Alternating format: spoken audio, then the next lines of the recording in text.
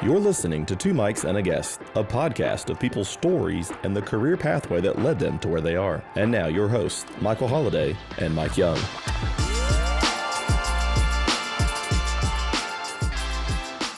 Welcome everybody to Two Mics and a Guest. I am Michael Holliday. Joined with me, as always, is none other than Mr. Mike Young. I thought you were going to introduce me. You leave me hanging there, man. I just wanted you to have a big build-up, okay? You needed a lot of, the professional anticipation build-up. That's perfect. I know. People are on the edge. Cannot wait for me to speak, so that's what it is. Yeah. Every time I go in public somewhere, it's like, where's Mike? You know? Yeah. No, I'm just playing. Mike, who do we have with us today? We have Folek here today. He is an artist from Nashville. He is doing right now, if you are in town and can come by the TVA offices and check out a fabulous mural on our cafe wall. We've been doing the live stream on Facebook. We'll do that again today. It may be done before this is posted, but fabulous stuff. His work is awesome. You could check it out on folek.me. We'll have that link on our on the podcast and stuff. He's doing a project with DMA Events here, Do More Art, and they're going to be, obviously we're doing this live stream with the wall mural. They're going to be doing a panel, I believe, with like a career panel with some students as well, and possibly some hands-on stuff. I don't know all the details of that, but we're very excited to have you with us. Thank you. I'm excited to be here. It's been good. I've got two screens, and I've got one screen on the live shot watching you work, and the other doing my work. Same, yeah. Awesome. It's been cool. I mean, a lot of times we see these murals around town. I was talking to you yesterday. There's one outside a coffee shop that I frequent in Nashville when I go, and I'm watching people interact with it all the time, selfies, all these kind of things. And we see these murals. There's a mural. I believe you did the one across from the high school here in Tullahoma, right? Yep. It's engaging and people are drawn to it. How'd you get into this? Well, I was beginning painting when I was 9 years old, as in like spray painting when I was 9 years old. I was a heathen. Not as well accepted back then. Yeah. I would just find spray paint inside of like my dad's shed, and just start painting stuff. And then I would in the old school graffiti. I would go under bridges and all that type of stuff. But no, I would go to like Walmart, and they used to have stickers on dollar cans, and I would take them off and put them on the more expensive cans. They don't do that anymore, but I used to do that, get them for cheap. I used to do all of that. And then, starting out painting, trains and all of that, highway spots when I was in high school. A lot of crazy stuff at a young age, which, now you don't have to do, which is good, so that kids can actually... It's kind of coming out of the underground, and it's out there kind of thing. That's more people popular. Are requesting it, Yeah. right? Yeah. Obviously a viable business. Yeah. You can literally, start on one piece, put it online, and get millions of views. And there you go. You have a business now, basically. It's insane. I want us to talk about that. I know that I didn't grow up in a town where there was a lot of graffiti everywhere. And in fact, I was late coming to the whole Banksy thing, but my daughter and my sons, and they knew about him long before I did. And it was, obviously I would see a train going by and you see the art on there. And the first mental image for me as a young guy, I'm an old guy now, was, somebody painted crap on a plane, on a train, as it's moved into this more mainstream thing, it's opened up our minds to that it's art. Right. Possibilities of what it could actually be. It can grow from, just straight letters, something just the name itself, and then turn into, whatever. Right. It's pretty wild. There's people that make millions and millions of dollars now doing it, and it's pretty crazy. Yep. Well, I've always drawn, every time I see a guy on the street working with paint, with spray cans, I'm always stop. It doesn't matter. My wife knows I'm going to stop. I'm going to watch and check it out because it's amazing to watch. What's a day in the life of a graffiti artist look like? I mean, you've got a pretty broad range of medium that you work with, not just spray paint, acrylics, and those kind of things. But what's a day in the life of a professional artist look like? Well, a professional artist, I would say, always thinking about what you're doing. It's constantly like a realm of thought that you stay in. Mm-hmm. I think that's the number one thing of working is like keeping the ideas flowing, staying inspired. Even if you're not technically working, you're working.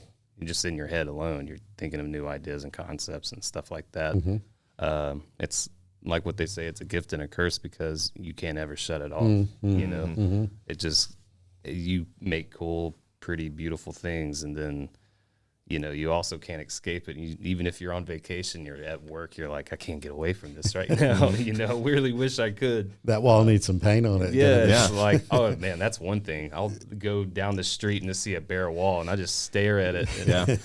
And I'll tell people, I'm like, oh man, look at that wall. And they're like, what about the wall? Like, I'm like, who I am. Like, I've got some songwriter buddies that are similar with just catchphrases where they hear things and they're like, oh, that's a concept. Or, oh, that's a lyric. And they're writing something down in their notes section of their phone. And I've got to imagine it's similar. Yeah. Yeah. It's the same thing as like my brother used to skateboard, and he would see, like a rail or something, or like just a ledge, and would be like, size it up. Man. Yeah. He's like, you could do so much with that, whereas I've never been a skateboarder.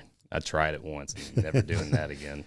But that's that creativity part of it, right? I mean, I joke with my wife that I'm a creative speller. She didn't think that, that works for the spelling thing. But creative people see things differently. They see things differently. Right. Yeah. That's right. And they can imagine. I watched some of the live yesterday, and I've even poked my head in there.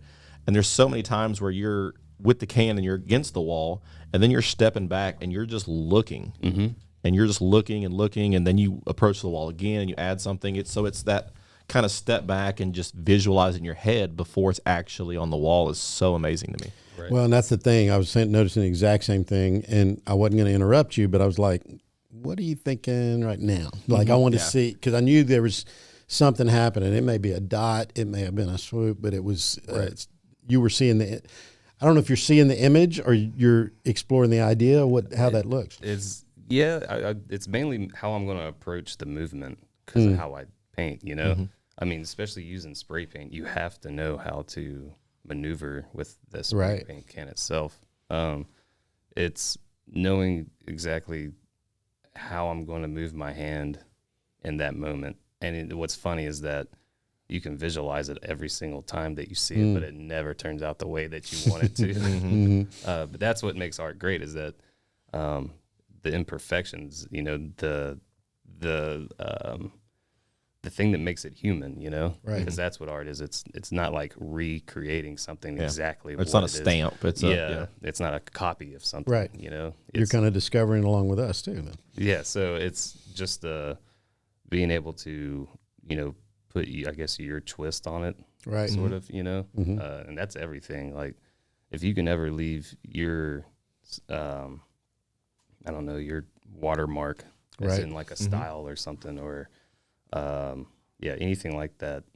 That's what makes art and yourself special, Well, and I was picking up on some of that, looking at your website, looking at the work that you're doing, and there's definitely some your signature on some of those things. Oh, yeah. I see it developing, and I see that. So even the color palette, like I was going through Instagram, and just like the vividness of some of your colors compared to some other artists that I've seen, it's different. Like you can tell.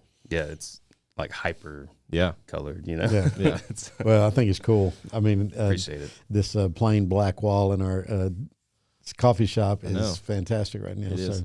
Now, okay, high school kid, repricing paint cans and working with it in your dad's shop. What did you do any art courses in high school, or was that how did you? I know you're playing around with it, and I also know it was kind of underground kind of thing. Yeah, self-taught, but is there any?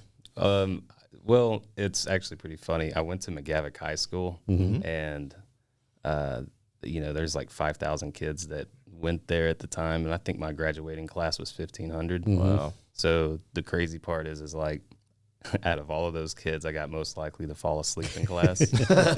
That's a good accomplishment. Man, you know? I mean, yeah, and I still graduated, which is the funniest thing. But what it is I would be in all of those classes and just, fall asleep all day because I am a night person. Right.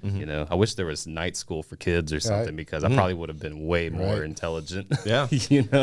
Not a commercial. That's one of the things that we're looking at with Virtual Academy here is not everybody's ready to roll at 8 a.m. in the morning to do it. And so we're trying to work with students that have different time frame and when they're most effective. And I think that's a real thing, obviously. Right. And so anyway. Yeah. Being able to like be by yourself too. That's the reason why I like nighttime. I have like social anxiety, so where I like to be away from people, but I'm also extremely awake at that time because nobody else is, know.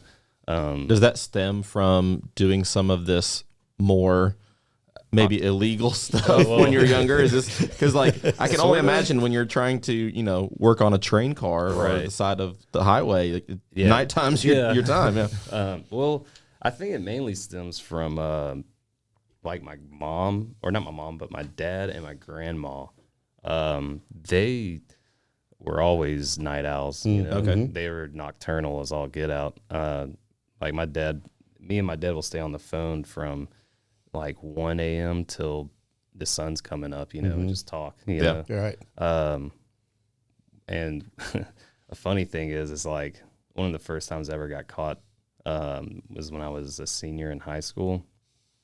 And it's really funny because I've told him this over and over again, and he denies it till this day. But when I got caught after the cops left and everything, and he scooped me up, he was like, all right, that's it. No more graffiti in the house. No more any of this. You can't even look at it on the computer. I was like, yeah, that's not happening. But being up super late like that, I've been able to,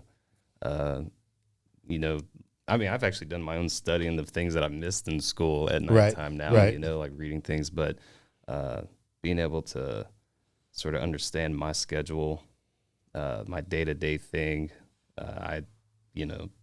I'm definitely more alert at nighttime. And where were we going at it? Well, no, I was asking. I think I got off topic. No, not at all. I think I was talking about how you moved from, high school and started going into this, and you talked about, nighttime was your time. And I think that's an important skill, frankly, of being able to know when you're most effective and be able to utilize that. I just think that's a big deal. Obviously, the real world, not the real world, that sounds pejorative toward it. I don't mean it that way. The world works on a schedule. Oh, yeah. Right? And sometimes it's hard to move into that. Right. That's when it's going to work. Right. You realize we've got you up here at 10 a.m. to work to paint, right? What's funny? Like, I didn't sleep. Coming here, I didn't sleep at all the day before, maybe like 2 hours, and that was like right when the sun was coming up. And I was trying to go to bed, early, and I just can't. I don't know what it is. I took melatonin. I took everything that I could to go to sleep early. It does not work, unless I've been working all day like I did today, or yesterday. Right. And I can at least go to bed by like 1. Right. Right. But I definitely do not like the sun. I don't think too much. So that's a aspect of the job being an artist though is you're able to kind of flex that schedule if need be. Again, I've come from the music industry a little bit with some photography work, and I know with getting off stage at like 11 o'clock at night, like you can't just turn it off. Like you're riding on that endorphin wave, and you're probably not going to bed till 2 or 3 just because you can't. That's right. And so like that schedule, and then sometimes you got to be up at 4 a.m. for a radio interview on early morning radio, and it's just like, when would you ever sleep? So I guess an artist is different than someone who's got a 9 to 5, or a more traditional job, if we want to call it that. But I think it's the type of person to be an artist is always somebody that sort of looks on the outside of things. You know what I mean? 100%. They are completely disassociated with a lot of things because they give people the other view, like what it looks like, you know, to them, like the whole quote unquote normal lifestyle, which is like the 9 to 5 or whatever. Right. Yeah. They always usually put their own spin and their own take on it. And if you look like in the past with like other artists, especially super famous artists, they're always like subjected to themselves and always been very strange people to a lot of people, you know? But yeah, I mean, I think you definitely have to be, I don't know, just a different. Yeah, you in see any the way. world differently. Yeah. We just got in talking about you see the world differently, so then you're, maybe acting in a different light compared to a 9 to 5. Right. Yeah. Well, and none of us are sitting here saying, "Man, I'm glad some folks do the 9 to 5." Right? I mean, I'm glad that Different. food's at the grocery store Oh, yeah. and everything's happening. They're open 9 to 5. All these things. Right. At the same time, there's a place for all of us, and I think that's a key thing that we look at this. Yeah. Instead of just trying to. And like kids need to know that more than anything. It's agree. like everybody has somewhere, that's meant for them. Yep. Even if you don't have it around you now, I mean, it'll come. Right. It always will. Like, I can't tell you how many times, because I've struggled with like mental illnesses my whole life, and, when it got really bad when I was like 19 years old, right out of, high school and in like community college. Mm-hmm. I had really bad anxiety to where, I was thinking I was dying and couldn't catch my breath every single morning, and I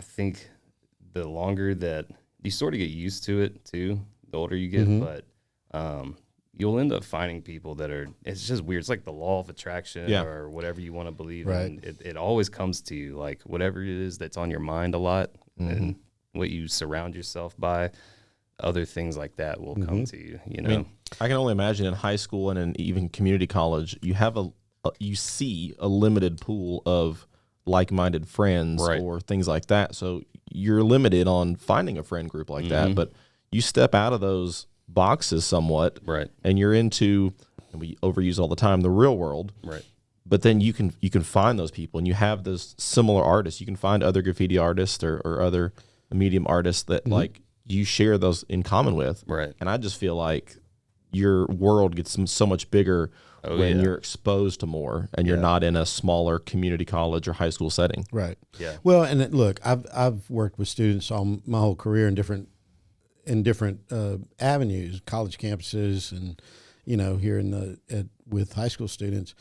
And I've talked to multiple students that are dealing with anxiety issues, for instance. Oh, yeah. And a lot of times you feel like you're the only one dealing with this stuff, right? I mean, it's just me, and it's oppressive. And yet, like you say, when you recognize you're not all alone in all this, it changes your perspective on it. And I think it's important to be able to. I'm really glad that folks are more able to talk about those things out loud now. Oh yeah, because again, a lot of kids think I'm the only one dealing with this. I'm the only one, and it's a lonely place in that room at night by yourself. Oh yeah, yeah, exactly. Especially whenever you get, like when you stay in your room for, hours at a time by yourself. Yeah, I mean, maybe that's one thing that sort of, amplified my anxiety, but, just because you have to be around people, like you have to be around them, I don't want to be agoraphobia. Or whatever.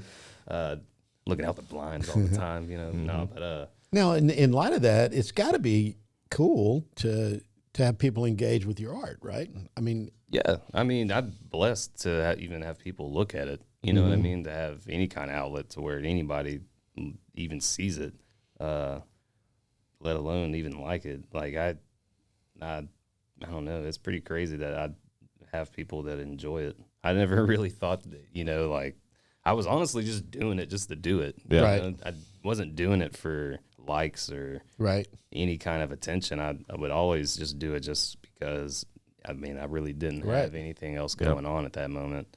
It sounds like your timeline, you were starting this before social media. Before people could see it in the masses.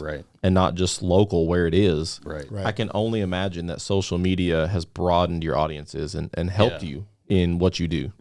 And I made a lot of friends before social media in the community itself. So whenever social media did happen, we would all share each other's work because this was like right at the beginning of it.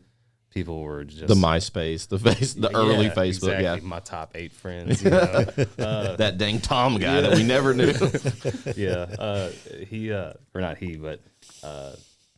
We would, before all of these kids are now, in my opinion, what I've seen, are all like trying to be cool about their stuff. You know, they're like, I only share certain things, or reposting certain stuff, which, I mean, I guess it's good for a like professional setting, but we were doing, you know, whatever it was we wanted to on Instagram when it first came out, and all of this stuff, or Facebook, all of that. And now it's like, I look at it, I'm like, man, I'm going to have to scroll through everything and delete as much as I can. Like, who knows what I could have posted when I was in my 20s, you know? Like, it's funny to see how we view social media platforms now. I know. Than when they first came out. Yeah, when they first came out, it was a joke. You know, nobody took it seriously, you know? And so I'm just like, man, glad I was never like, you know. But now you can use it as a business tool. Like, what were you going to say? Be too inebriated to right, well, right. Quite frankly, yeah. Oh man, no lies. You know. Well, the thing I like about this medium, as it's become more mainstream, a lot of art, a lot of folks' perception of art was this, you know, quote, high art, whatever the heck that means. We're sort of detached from it, right? And either some rich guy has it hanging in their house, you're not going to see it, or it's at a museum kind of thing. It's out there for folks to engage with, and it's active, and it's just part of the culture around us. And that's the thing that I think. And I'm maybe out over my skis a little bit here when I'm talking about it, but I do think that's the thing that I love about this. Right. Is because it is out there to be consumed and to communicate, right? Yeah, I mean, yeah, I agree with you. Yeah. I feel extremely lucky to, as Tullahoma and even Tennessee in general, especially Middle Tennessee, Nashville especially, but to be driving around and see all of these murals popping up on maybe even old dilapidated buildings that might be torn down, but maybe this mural saves it from being torn down, and then maybe we can repurpose it. You know, it really beautifies the community, in my opinion. The vivid colors, or what the imagery stands for, whatever it might be. Right. It's so good for our community to see a positive, or see something that like brightens your day. Like it keeps it interesting. It does. Like, you're not just going to see white buildings, black buildings, brown or buildings. like, you know, walls with gray squares that are like rectangles all over the place because they went over stuff, and it just looks weirder now. You're like, what? Yep. No, I totally agree with that. Now, how do you find your inspiration? That's a big question. A lot of people, writers, artists, people have their process, right? I mean, of what they do and what they're looking at. I mean, do you have a practice that you use to kind of do that? Yeah, when I was younger, I would just look up graffiti, or, you know, get magazines if you could find them. We used to get them at Tower Records. Right. I hated that Tower Records went away. R.I.P. Yeah, we used to go No, there. I used to. It was a destination. We didn't have a Tower Records. I was from Louisiana. I would make occasional trips to Nashville or New Orleans, and they had Tower Record in New Orleans, Tower, in Virgin, whatever it might be. Yeah. Oh man, I miss those record stores. So now they had a really good graffiti magazines there, and just like rip pages out of it, you know. Right. And can't afford the magazines. I got to buy paint. You know. Even if you can't buy paint, you know. But don't try this at home. That's what we're talking about. Exactly. You cannot get away with it now, so don't try it. And I didn't tell you to do it. No, I didn't hear that at all. Yeah, no, but looking at those Yeah, looking at all those was when I was younger. Now that was your Instagram of that time. Yeah, to draw information. It really was. You didn't. I mean, especially internet then alone was dial up. You know what I mean? Right. Waiting for one image to load took like 10 to 20 minutes. Yep. You know? Remember those days? Yeah. But better hope Grandma doesn't try calling that night too, because yeah, we unplugged the telephone line to have internet. Yeah. Then now these days it's weird. I guess I get inspiration from.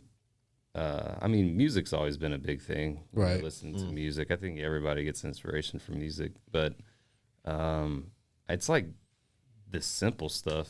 Like I notice I'll take pictures of weird things, like out in wherever, just like people walking or something, or some weird print on a leaf or something. Anything like that just gives me ideas more than looking at my phone now. Colors, textures, yeah. And I think you also pick up on your own, like your own skill base when you look at things that aren't influenced by somebody else. Yeah. Right. You know what I mean? So No, like that makes natural sense. things, you start to, like you see your own way of doing that instead of looking at other people's art and seeing the way that they do that and making it sort of like theirs. Yep. I would rather, look at like even the grain on this table, and Right. see it in a certain way and be like, oh, I can make something weird.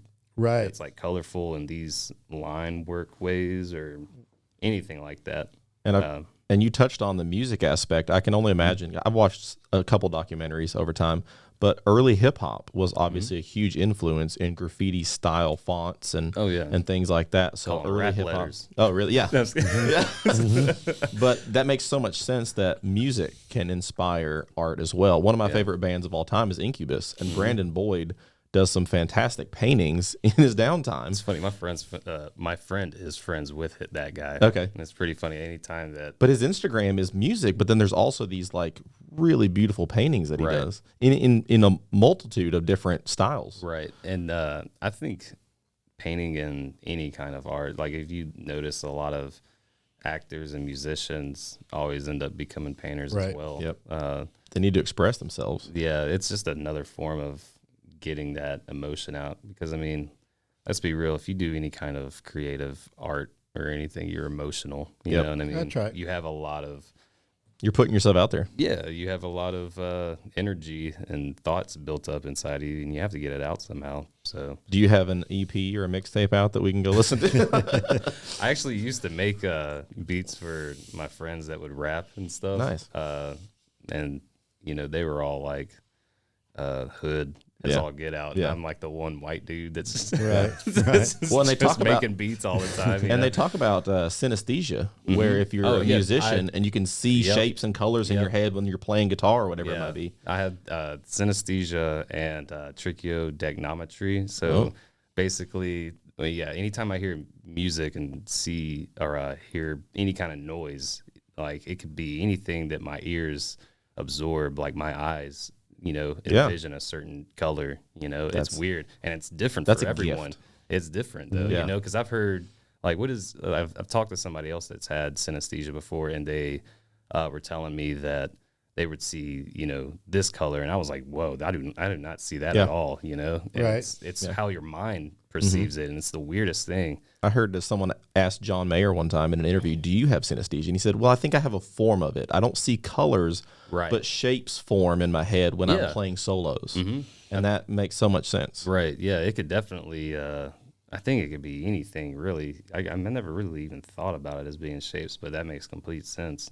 Yeah. I'm also autistic, which I just found out not too long ago, which I wish I would have known that when I Really? was younger. Yeah.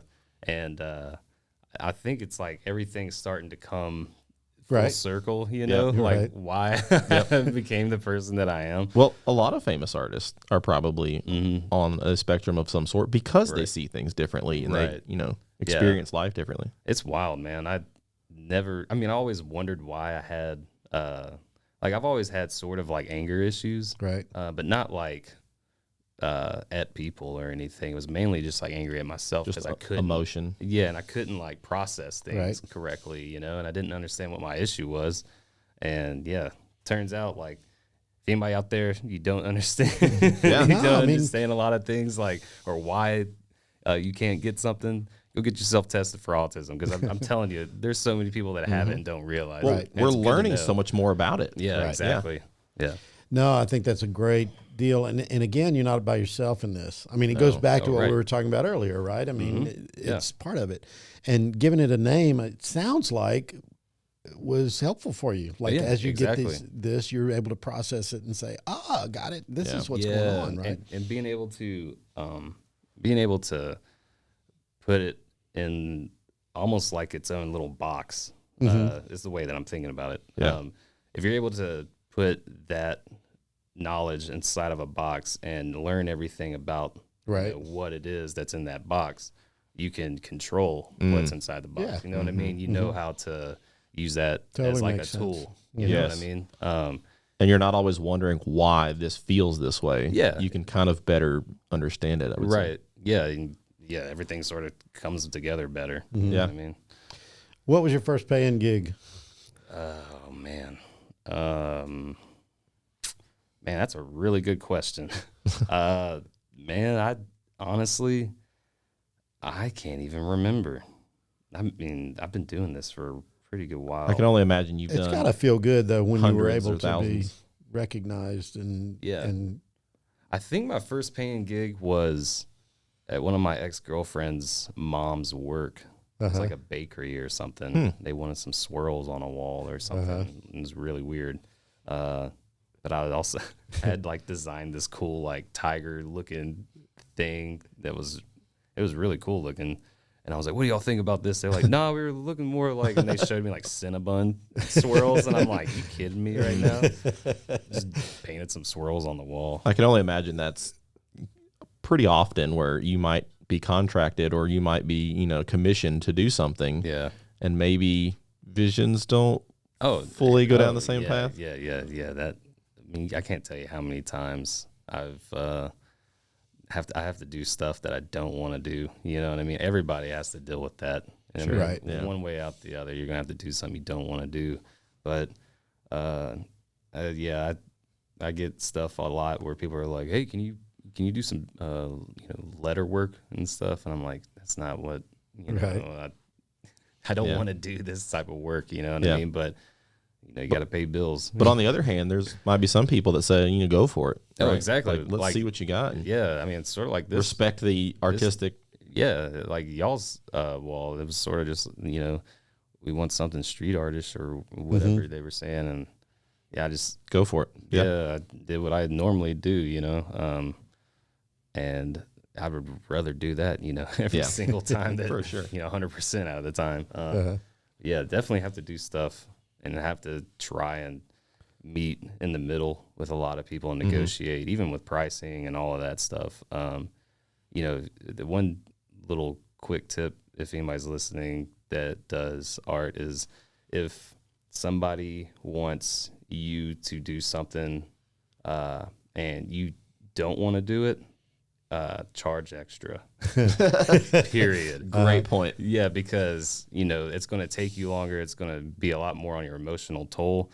If you do not want to do something, you're going to dread getting to do it. But at least there's that motivating factor. Exactly. Of, at least I'm gonna get paid more. You're getting paid more. Yeah, and if they disagree, then you can move separate ways.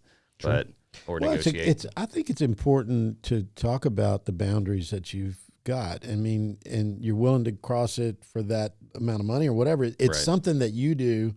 I can't do it. Yep. And it's a skill and a gift that you have. Yeah, and, And you have to respect it too, right? Right. It's one of those things where not everybody can do that. It's like super rare to find people that can paint something in a very short amount of time, and even in a certain style or whatever. And if the person doesn't like how much you charge, it's like, well, would you go to Louis Vuitton and try to get a Louis Vuitton bag and hassle them and be like, Right. well, I don't want to pay this much Yeah, for it, no. and be like, yeah, that doesn't work. I want to go to the discount airline and with the guy that's not full, Yeah. the most cheaply paid airline Yeah. pilot. That's who I want to go Yeah. to. No, that's not the way it works. Yeah. No, I mean, I think that's a valid point. And I do think it's something that we need to look at, frankly, as humans, Yeah. is being able to Respect. understand our boundaries and respect where they Right. are, and respect ourselves in that too. I think Right. big Yeah. part of it. Any artists that have inspired you that you would want to name that we'd want to check out?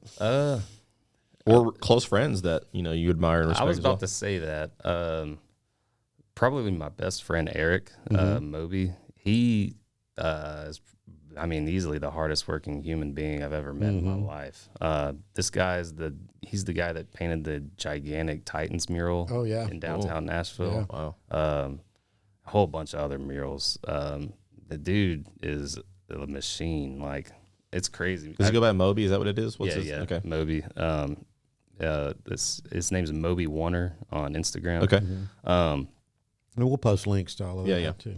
Yeah, he's definitely probably one of my biggest influences through art, just because he makes me, I see him and I'm like, man, we both like, grew together in art, you know what I mean? Right. And seeing him kill it, I'm like, man, what are you doing? Like you got to stay up to his level, it's because I'm a competitive person, I've always been that way. But yes, having A respectful competition. Yeah. right. Yeah. But he's my best friend too. So it's like no hard feelings or anything Right, like no. that. It's Push just each one of other. those. Yeah, exactly.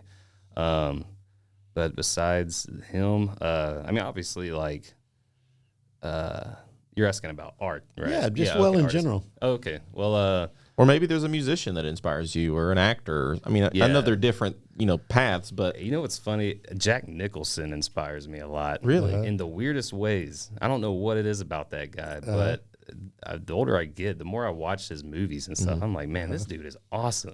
Yeah. He's Well, just so weird. And his acting is his own. yeah, like exactly. His style That's is his probably style. what it is. Anytime that I see him act, I'm like, it's something that he's completely Non-comparative. enveloped in. Inspiration is just an ethereal thing, that, and I don't want to get too philosophical, but I mean, inspiration is inspiration, and it pulls stuff out of you, right? yeah. That yeah, you start exactly. putting out, right? And so that's Yeah. the And that's what it is. right. There's other artists out there like Revoke. He's a graffiti artist.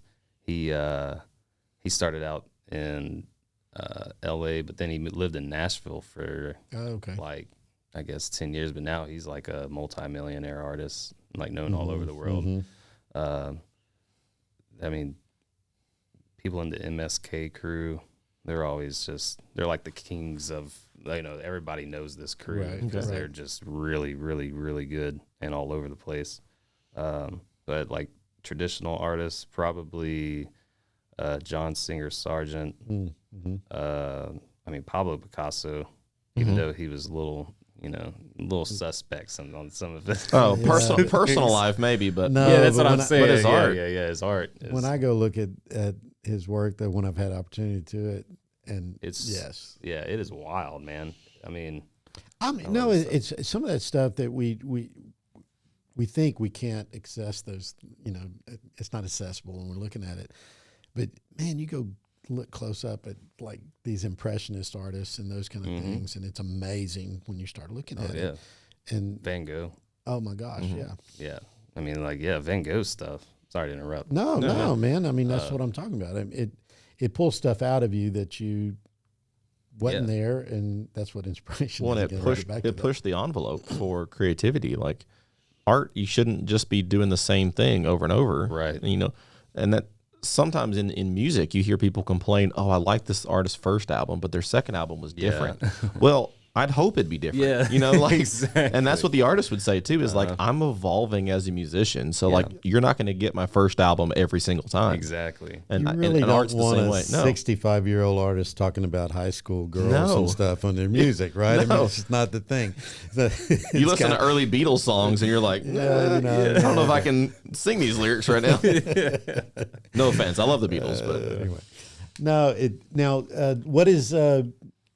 what's something you would tell your younger self? Don't start drinking. I've thought about this Not long and even hard, a and joke. I'm not kidding. Yeah, I don't ever. If I met myself, I would be like, "Don't you ever start drinking," because it's No, only that's a thing, right? Yeah, it's led me to a lot of issues in my life. I've done a lot of dumb things, while I've been, inebriated. The wrong kind of inspiration. Exactly. Nothing good ever comes from it, in my opinion. But another thing would be, maybe don't be so hard on yourself. That maybe also don't meet a certain group of people that I met, certain times that ended up turning out to be bad relationships, things like that. Men and women, you know what I mean? Yeah. Like friend relationships and romantic relationships, to where you're like, find people that will help grow you, exactly, not regress you. Yeah. It's funny. We just talked about boundaries, and that's kind of what we're talking about, is being able to understand who you are and who's going to help you be the better person that you are rather than something else, right? Yep. And it's one of those things too. It's like, even though I have met these people, I ended up, who I am today. So I can't really be that mad at myself, for Sure. those Right. choices. I think it is important to hit the ground every now and then, to humble yourself. Because if you never go through, if you never go to The hell, tribulations, you'll yeah. never know how great heaven is. You know Yep. what I mean? That type of idea. Right. Yeah. So you got to have a moderate, I guess, balance of, bad things and good things that happen to you. We definitely learn more from our mistakes, and that's Definitely. a common phrase. Yeah. Well, I appreciate the thing you said about being easy on yourself as well. I hear that all the time with students. There's an old country song, "You wouldn't say that to a stranger," kind of thing. They were talking about the relationship with another person, but it's the same thing that these things that we tell ourselves sometimes in the scripts that we live Right. are really detrimental, right? I Right. mean, that's where we're getting at it as well. Yeah. Is there anything you want to promote or plug before we wrap this up? Or I mean, social media handles, you want to throw those out there? I might as well.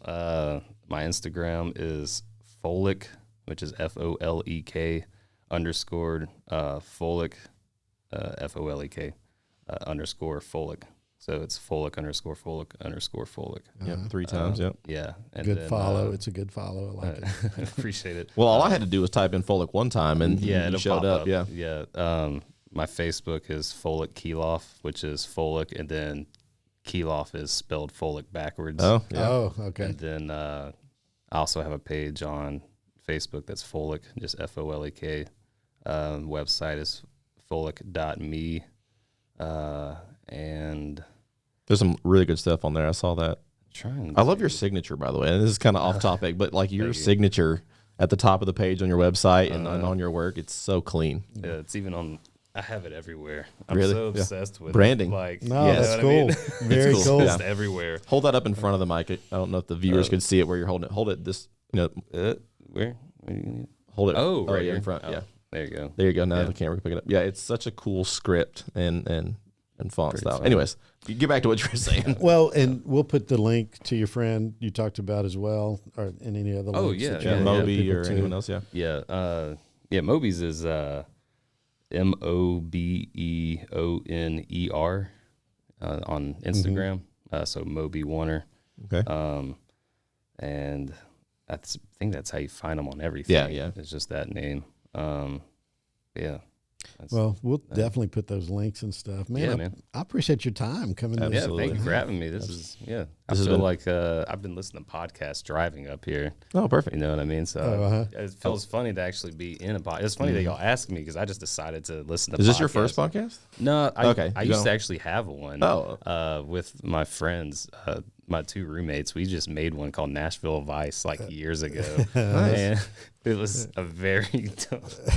it's crazy. It's very wild. They're funny, but I don't even know if they still exist. They're probably somewhere out there, but out there in the ether somewhere. Man. yeah. We used to make a whole bunch of weird stuff, but yeah. Again, goes back to expressing yourself, creativity. Oh yeah, Yeah. Well, I appreciate you coming, and I encourage anybody listening to come drop by the Tullahoma Virtual Academy Cafe and check out the mural, and The one also across from the high school. Yeah, that one. I see so many kids all the time park because you can park right there in front of it, and they're taking pictures in front of it. So Yeah, we were talking about maybe if this can happen to where we can redo it every like year or so. Oh, that's cool. Yeah. So then it would be the new mural there, so people could take pictures in front of it. that'd all be the a time. really cool So idea. Be pretty cool. Very, very cool. But yeah, Awesome. Well, this has been another great episode of, if I can say so myself, a great episode of 2 Mics and a Guest. We will catch you guys soon.